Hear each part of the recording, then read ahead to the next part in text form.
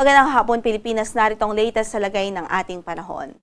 Apektado ngayon ng Intertropical Convergence Zone ang Mindanao maging ang Eastern Visayas, kaya't nakakaranas nga po ng mga pag-ulan ngayon ang halos buong Mindanao at even yung Eastern Visayas dulot ng Intertropical Convergence Zone. Kaya't sa mga kababayan natin doon, huwag kong kalimutan magdala ng payong, raincoats at maging alerto at maging handa po sa mga posibilidad ng pagbaha. Samantala, ramdam pa rin ang Southwest Monsoon o habagat dito sa extreme northern Luzon at nagdudulot pa rin nga po ito ng mga pag-ulan sa mga lalawigan ng Batanes, Ilocos Norte, maging sa Babuyan Islands.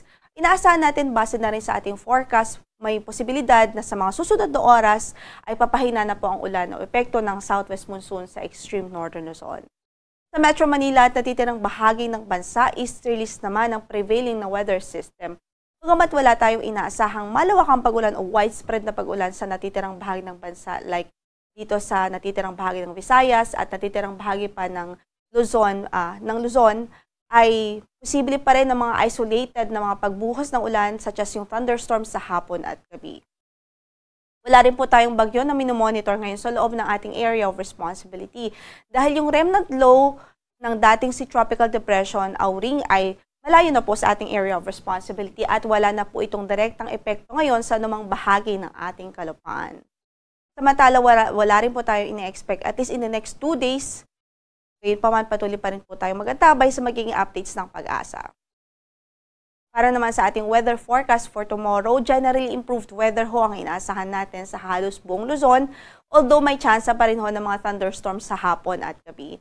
Sa Metro Manila, 25 to 32 degrees Celsius ang inaasahang magiging agwat ng temperatura. Sa Baguio City ay 17 to 24 degrees Celsius, 25 to 32 sa Lawag City, 25 to 34 sa Tuguegarao, at 22 to 28 naman sa Tagaytay City, habang 24 to 31 degrees Celsius sa Legazpi City.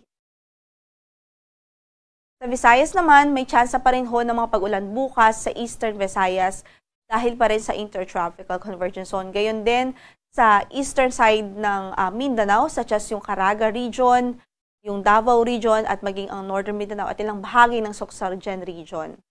Saan natin na generally ay bahagyang maulap hanggang sa maulap pa rin ang papawirin at may tsansa pa rin ng mga thunderstorms sa hapon at gabi sa natitirang bahagi pa ng bansa. Yun yung natitirang bahagi ng Mindanao at natitirang bahagi pa ng Visayas. Para naman sa ating temperatura for tomorrow sa Tacloban, 25 to 32 degrees Celsius ang inaasahang magiging agwat, 24 to 31 naman sa Iloilo at sa Puerto Princesa City, 25 to 31 degrees Celsius sa Cebu City, 25 to 30 degrees Celsius sa Cagayan de Oro, 26 to 32 degrees Celsius sa Davao at 24 to 34 degrees Celsius naman sa Zamboanga City. As of 5 p.m. today ay in-effect po ang weather advisory natin sa ilang mga lalawigan sa Mindanao. Ibig sabihin yan, ito po yung mga lugar kung saan ay pwedeng makaranas ng 50 to 100 millimeters of rainfall within 24 hours o sa loob ng 24 hours. Yung ganitong klaseng pag-ulan ay pwede pong magdulot ng mga pagbaha, even yung pagguho ng lupa kung tuloy-tuloy yung pagbuhos ng ulan. Kaya't patuloy natin silang pinag-iingat at pinagiging alerto. Ang mga lalawigan po ito ay dito sa Dinagat Islands, Surigao del Norte, Agusan del Norte, Misamis Oriental, Surigao del Sur, Agusan del Sur, Bukidnon, Davao de Oro, Davao del Norte, Davao Oriental, Davao del Sur, South Cotabato, Davao Occidental, maging sa Sarangani Province.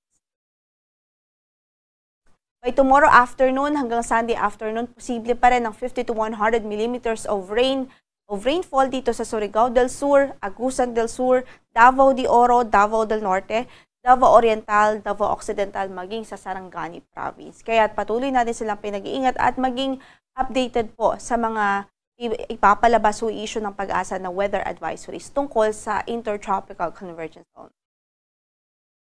Samantala, ngayon ay wala naman po tayong gale warning na nakataas ng mga bahagi ng ating mga baybaying dagat.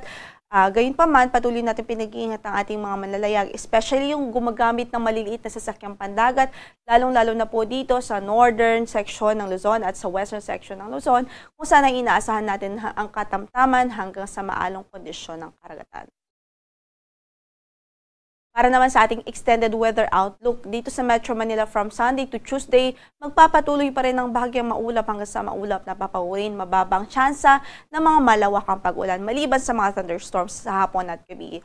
Sa Baguio City naman, gayon din bahagyang maulap hanggang sa maulap na papawin. Kung may mga pag-ulan man ay may mga isolated cases lamang Sa Legazpi City, posible pa rin ang thunderstorms anytime of the day. At para naman sa pagtayo ng ating temperatura sa Legazpi from 24 to 31 degrees Celsius, sa Baguio ay 16 to 23 degrees Celsius habang 24 to 33 degrees Celsius sa Metro Manila. Samantala sa Cebu, magpapatuloy din ang bahagyang maulap hanggang sa maulap na paporin at may tsansa rin ng mga pag-ulan anytime of the day dahil sa mga isolated thunderstorms. Ngayon din sa Iloilo City, bahagyang maulap hanggang sa maulap na papawin at sa Tacloban City, mataas ang tsansang makaranas po ng improved weather by Sunday until Tuesday.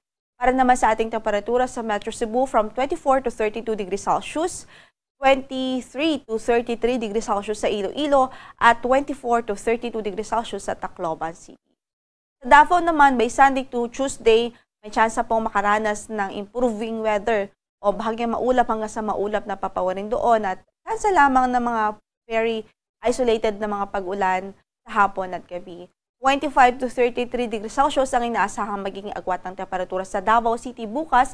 Sa Cagayan de Oro din ay bahagyang maulap hanggang sa maulap na papawarin at kung may mga pag-ulan man ay dulot po ng mga thunderstorms. Sa Zamboanga City, partly cloudy to cloudy pa rin ang ating mararanasang panahon doon at mga isolated rain showers o mga puno-punong mga pagbuhos ng ulan ang pwedeng maranasan. Para sa temperatura naman natin sa Metro Davao, from 25 to 33 degrees Celsius ang inaasahang temperatura from Sunday until Tuesday. Sa Cagayan de Oro ay 24 to 33 degrees Celsius habang sa Zamboanga City ay 23 to 34 degrees Celsius.